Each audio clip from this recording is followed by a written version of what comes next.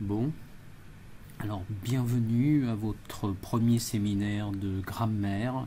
Ce séminaire va porter sur les pronoms relatifs et puis ce qu'on appelle la mise en relief.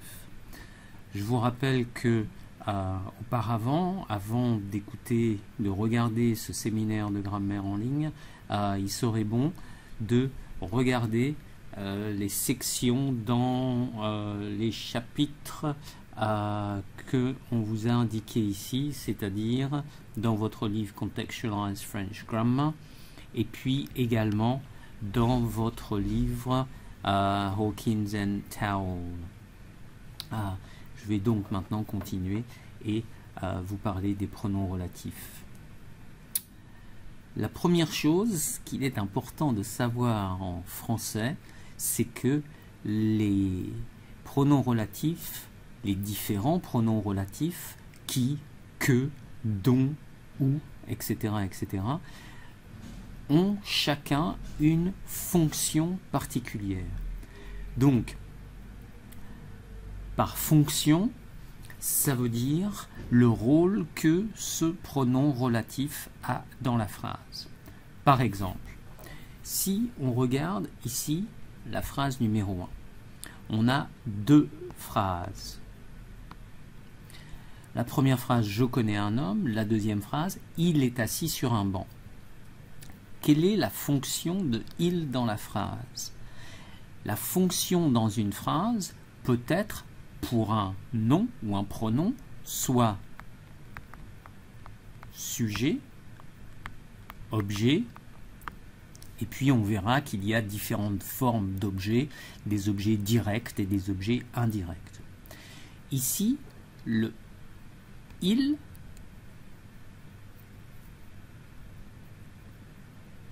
et la fonction, voilà. Donc j'ai merdé. Bonjour.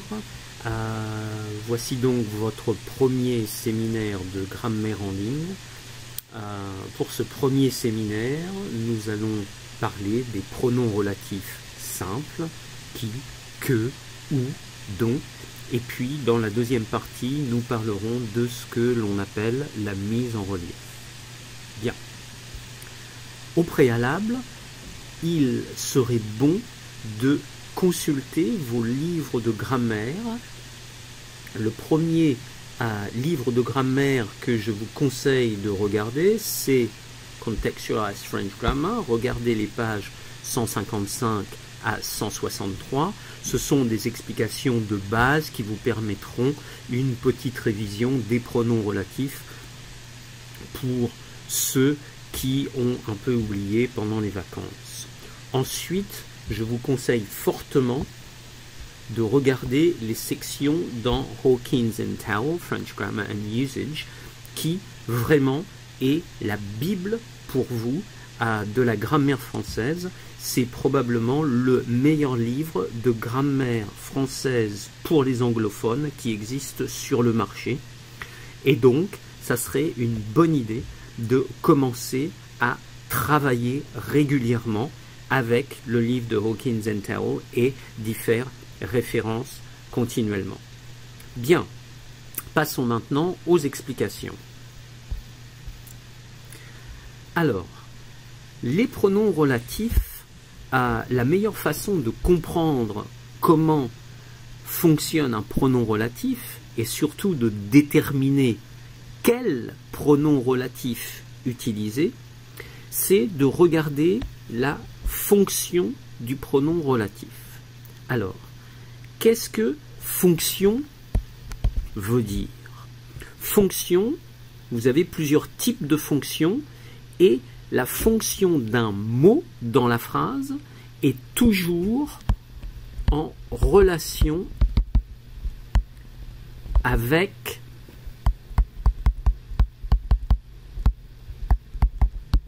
le verbe.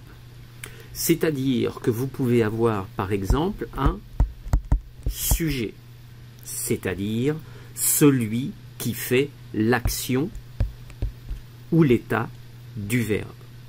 Ou bien, vous pouvez avoir un objet, c'est-à-dire le mot, la chose, la personne qui subit l'action du verbe. Et en fonction de sujet ou objet, cela va déterminer le type de pronom relatif que vous allez utiliser. Si on regarde la première phrase, vous avez en fait deux phrases. Je connais un homme, il est assis sur un banc. Si on vous demande de transformer ces deux phrases en une phrase avec une subordonnée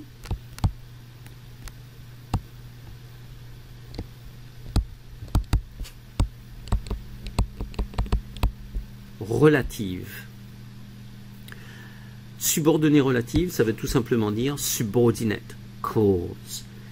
Et une subordonnée relative, le mot complet c'est une proposition subordonnée relative, proposition veut dire clause, débute par un pronom relatif. Et puisque ici, il, c'est le sujet de assis, on aura la phrase « Je connais l'homme qui est assis sur le banc ». Qui est donc ici un pronom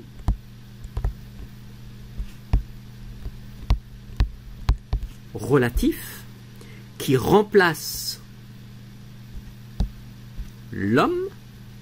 On dit que l'homme, c'est l'antécédent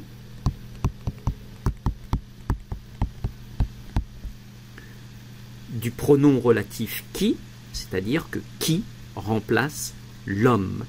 Et la fonction de qui est toujours par rapport au verbe de la phrase suivante. Et ici, qui est un pronom relatif sujet. Sujet de quoi? Sujet du verbe être assis. D'accord? En ce qui concerne la deuxième phrase, on a « Je mange les pommes », « Tu as acheté les pommes ». Les pommes sont ici l'objet du verbe « tu as acheté ». Donc, si on vous demande de construire une seule phrase avec une proposition subordonnée relative, votre pronom relatif va cette fois-ci remplacer pomme qui, dans la deuxième phrase, est un complément d'objet du verbe acheter.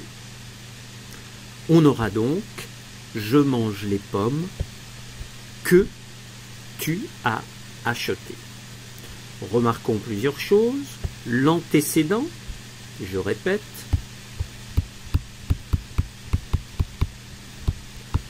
de votre pronom relatif ici est que, donc que remplace pomme. La fonction de que est l'objet du verbe à acheter, donc que ici est l'objet, et c'est la raison pour laquelle vous avez ici ce qu'on appelle l'accord du participe passé qui s'accorde avec le complément d'objet direct. Direct Object Complement. Okay? Et comme pomme est féminin pluriel, acheter va se mettre au féminin pluriel. C'est ce qu'on appelle la règle du complément d'objet direct qui précède le verbe. Pourquoi précède? Parce que vous avez que ici qui est avant le verbe avoir. It's the preceding direct object rule. And whenever you have a preceding direct object, your past participle, although your verb is conjugated with to have, your past participle agrees with the object. On reviendra sur cette question plus tard, mais si vous pouvez vous en rappeler dès à présent, c'est parfait. Suivant. Ici, un peu plus compliqué. On a vu le pronom relatif qui, on a vu le pronom relatif que. Maintenant, on va voir un autre pronom relatif qui, cette fois, est l'objet de la préposition de. Par exemple, j'ai un ami, la mémoire de cet ami est exceptionnelle. Si on vous demande de combiner ces deux phrases en utilisant un pronom relatif, c'est-à-dire de remplacer cet ami par un pronom relatif, on va utiliser cette fois-ci le pronom relatif dont. Ok? Et le pronom relatif dont, ça va vous donner la phrase suivante. J'ai un ami dont la mémoire est exceptionnelle.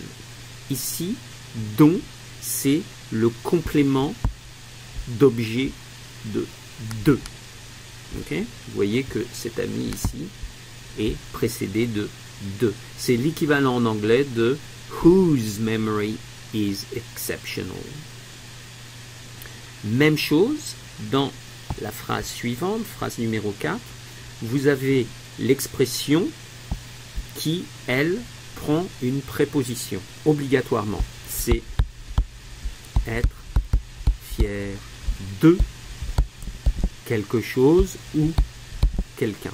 C'est la façon dont vous verrez dans les dictionnaires où vous avez quelque chose ou quelqu'un qui sont abréviés, that are abbreviated.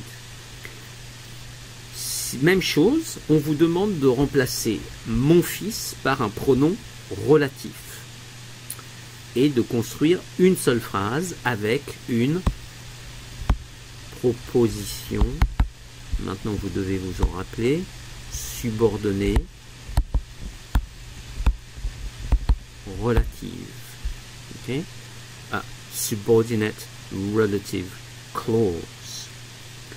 Donc, puisque l'expression, le verbe prend de, vous allez nécessairement utiliser le pronom relatif dont. J'ai un fils dont je suis fier. Et on dira que dont est le complément de être fier de, et l'antécédent de dont, c'est fils. Antecedent, I think that's the word in English, just means basically the noun that your pronoun replaces. Le mot pronom en latin, ça veut dire que it is used instead of a noun. Hence its name, pronoun. Ok.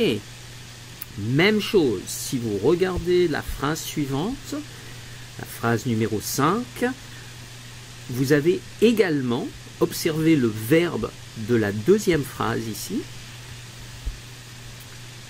Dans ce verbe, vous avez une préposition, to speak about something. Et en français, on va dire parler de quelque chose ou de quelqu'un. Ok?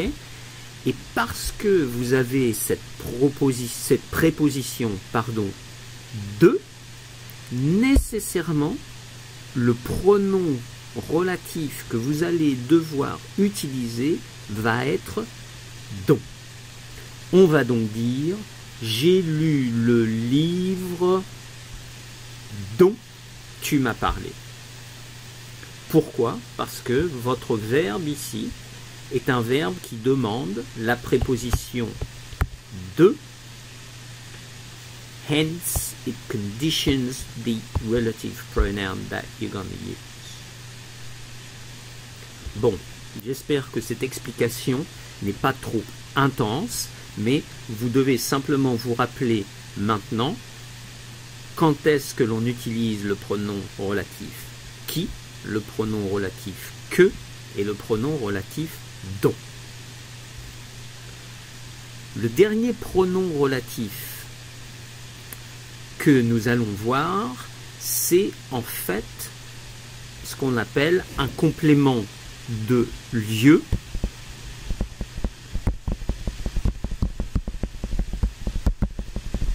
ou un complément de temps.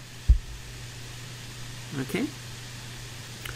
Si on regarde la première phrase, phrase numéro 6, ce quartier est très animé, j'habite dans ce quartier.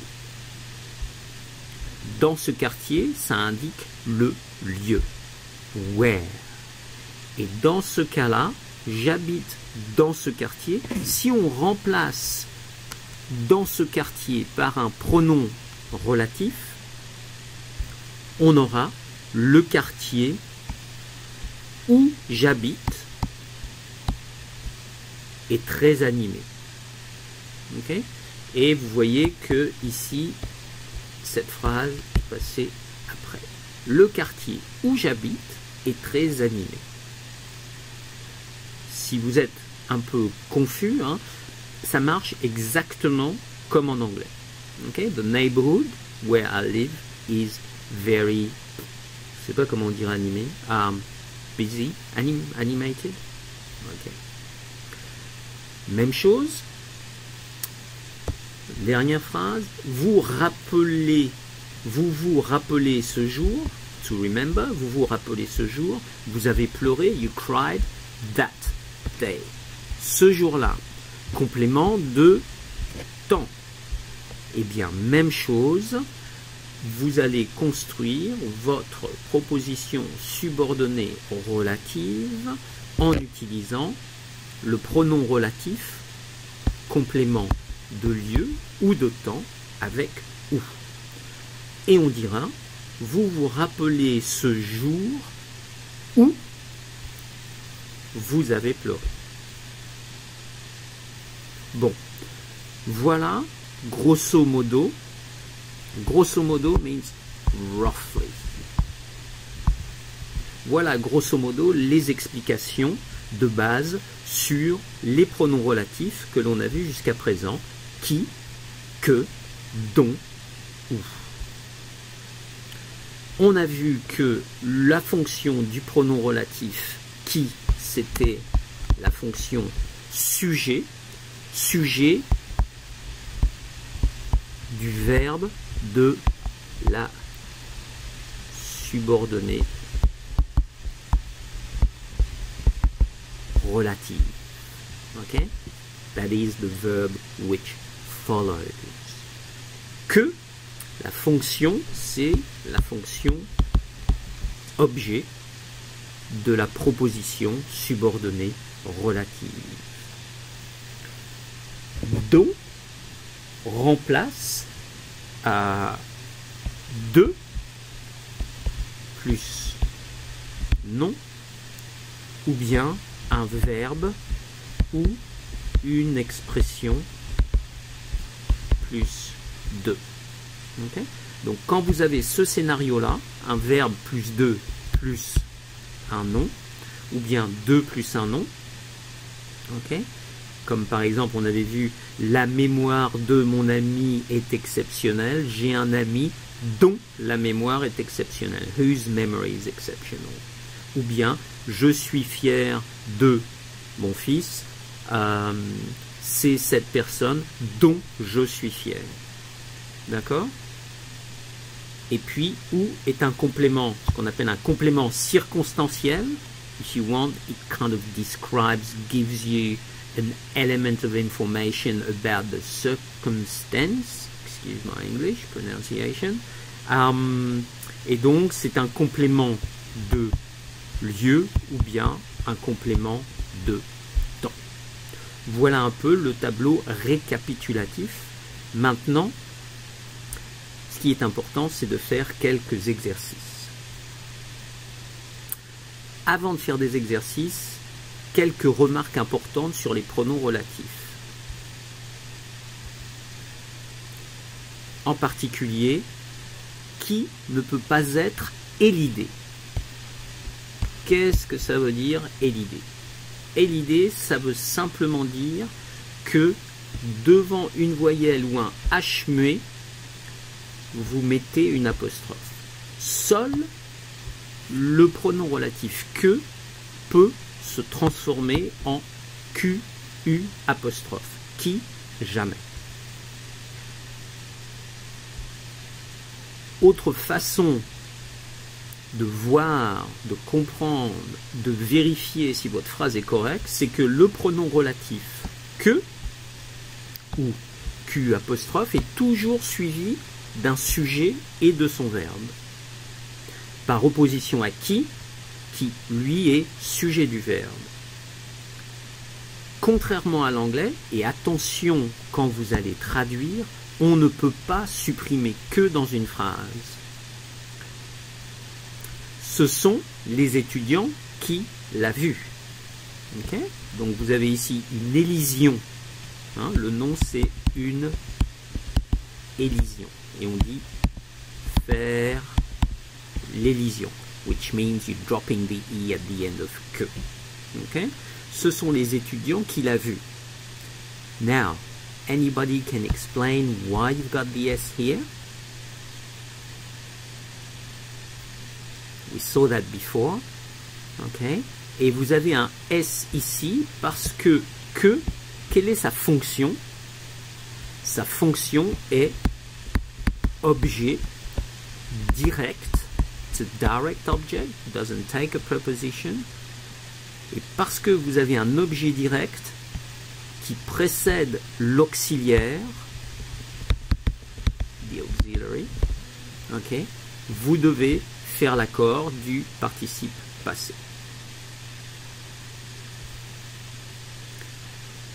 These are, en anglais, these are, peut-être que je devrais effacer un petit peu. Voilà. Traduction de cette phrase. These are the students whom he saw. Most of you, when you speak, you'd say, these are the students he saw. Hence, you just skip the relative pronoun. In French, you just cannot do this. Okay? Which creates a lot of problem when you translate from English into French, because systematically you would say something like, ce sont les étudiants, il a vu, forgetting to put the relative pronoun.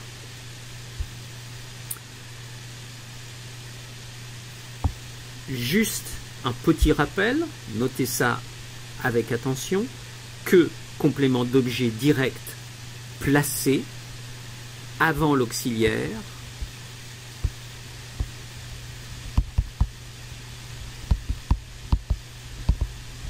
entraîne l'accord du participe passé du verbe de la relative conjuguée avec avoir. Bon, passons donc maintenant à quelques remarques importantes sur les pronoms relatifs dont. Quand vous avez une phrase à traduire comme ça, the film you were talking about will be on Canal+, which is a cable channel TV in France. The film you were talking about will be on Canal+ next week. The first thing you have to look at is the verb. Talking about. How do you translate talking about something? You would say parler de. Then that should send alarm bells ringing, because parler de, you have the preposition de, therefore you would use dont. So, see how here in English your relative pronoun is gone. In French you cannot. So you would say le film dont vous. on va utiliser l'imparfait, dont vous parliez, sera sur Canal+, next week, la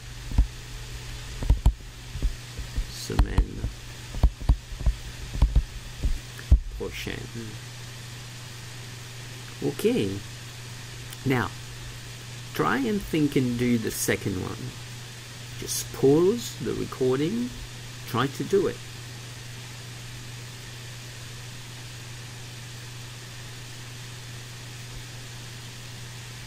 Has just been, give you indication, it's venir de. Okay? It's what we call the recent past, the passé immédiat. Pretentious, same, rather, just now here in this sentence, translated by assez. Okay, you got the beginning of the sentence. This author, cet auteur, whose book, meaning le livre de cet auteur. So you would say, cet auteur dont le livre vient d'être publié devient assez prétentieux. Ok? Bien, continuons notre présentation.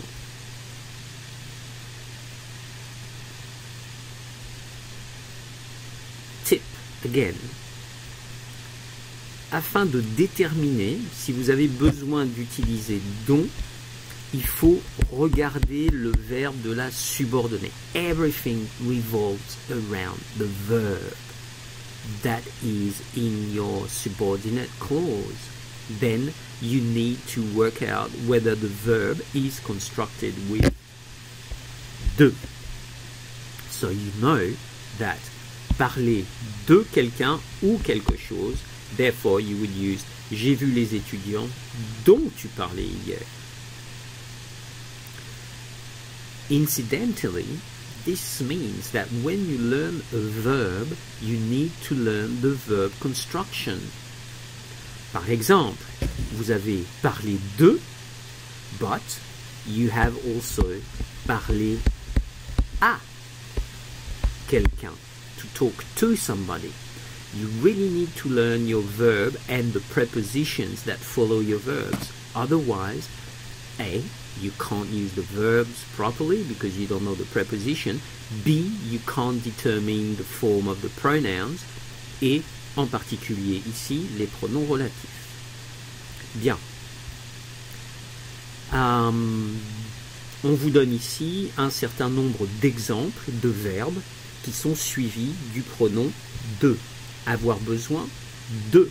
Le livre dont j'ai besoin. Ok? Et c'est simplement, en anglais, the book I need. Because you say, j'ai besoin de ce livre, therefore you're using dont. Profiter de quelque chose. Okay? And in French, you can say, profiter d'une occasion. To seize the opportunity to do something. So you would say, c'est une occasion dont je veux profiter. Because profiter is profiter de, therefore you would use dont. Dont remplace occasion. Même chose avec toute une série de verbes. Je vous donne encore un autre exemple. Se souvenir de quelque chose, to remember something or to use something. Okay? Par exemple, on pourrait dire aujourd'hui je vais vous enseigner des règles de grammaire.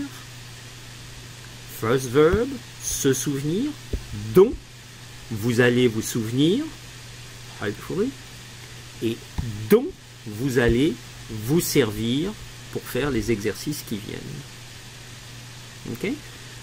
Les deux verbes, se souvenir de et se servir de, demandent, they demand the preposition de, therefore you would use the pronom relatif dont. Ok. And because I'm very nice, I've given you a whole list of verbs that are used with de. Parler de, to talk about something, profiter de, to seize the occasion for something, se débarrasser de, to get rid of something, se souvenir de, to remember something, se servir de, to use something, se servir, se charger de quelque chose, to take charge of something, se plaindre, to complain about, s'agir de, to be about. Note that this verb is only used in the impersonal form. You'd say, for instance, ce livre, ou dans ce livre, virgule, il s'agit de. Yeah? Always il. You can't say ce livre s'agit de. Cannot. Always has to be il, the subject of s'agir de. Okay?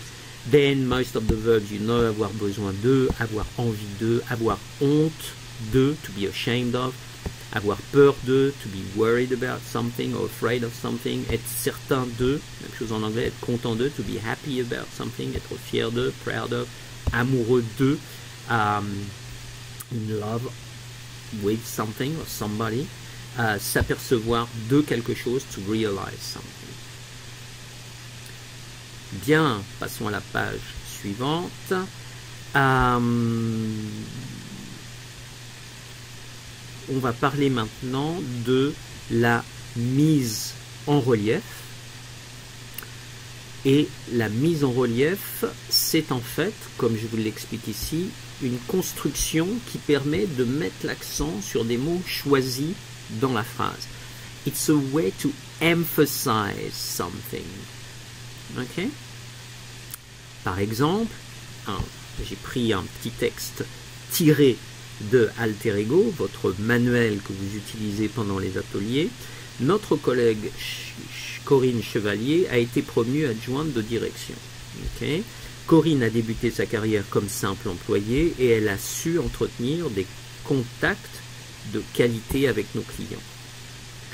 C'est ce qui lui donne aujourd'hui des atouts pour son nouveau poste.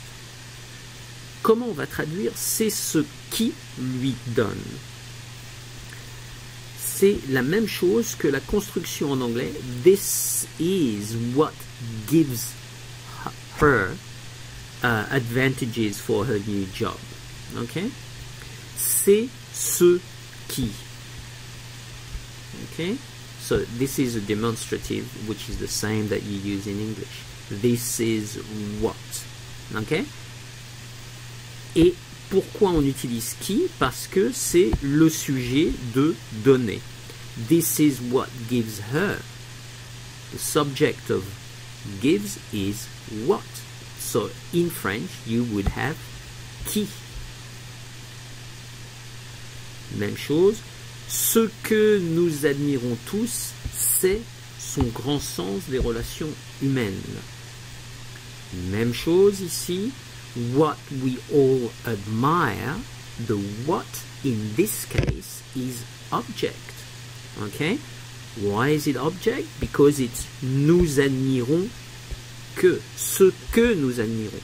One of the issues is because in English, the what can be both subject and object, that then it gets a little bit confusing for you when you work in French. Okay? What you have to remember, the first reflex is, what is my verb? And what is the relation of my pronoun to the verb? Here, c'est ce qui lui donne, it's what gives her. Then what is the subject of gives, isn't it? So in French, c'est ce qui lui donne, qui est sujet de donne. Ici, what we all admire, what is the object of admire, isn't it?